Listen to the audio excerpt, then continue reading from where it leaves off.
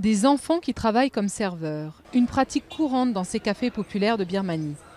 Dans l'ex-État paria, entre 4 et 5 millions de mineurs travaillent pour aider leur famille, jusqu'à 14 heures par jour, 7 jours sur 7.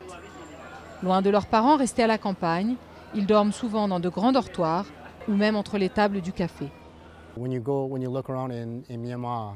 Quand vous regardez autour de vous en Birmanie, vous voyez des enfants travailler partout, au coin des rues, au carrefour, à vendre des fleurs ou des marchandises, dans les restaurants, les hôtels, et aussi comme employés de maison. Personne ne considère que c'est un problème que ces enfants travaillent. Pour leur donner une seconde chance, plusieurs associations offrent depuis peu des cours du soir à ces travailleurs. Lecture, calcul et quelques cours d'anglais pour ceux qui ont déjà des bases. Et pour tous, livrés à eux-mêmes, un enseignement des règles élémentaires d'hygiène au quotidien. Nyang Ling Ang a 15 ans. Il travaille depuis qu'il en a 10.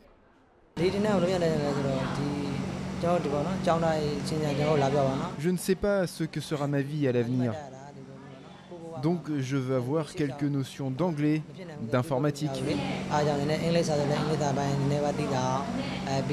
Et aussi des connaissances pour savoir comment me débrouiller si je tombe malade.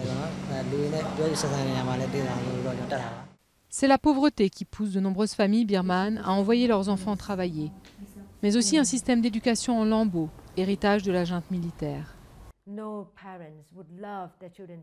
Aucun parent n'enverrait ses enfants travailler s'ils pouvaient aller à l'école avec la certitude d'avoir de meilleures perspectives pour leur famille et leurs propres enfants.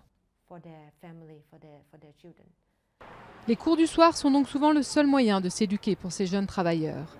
Et à quelques semaines des élections, aucun parti, pas même celui de l'opposante Aung San Suu Kyi, ne s'est engagé à modifier les lois sur le travail des mineurs et à rendre l'école obligatoire.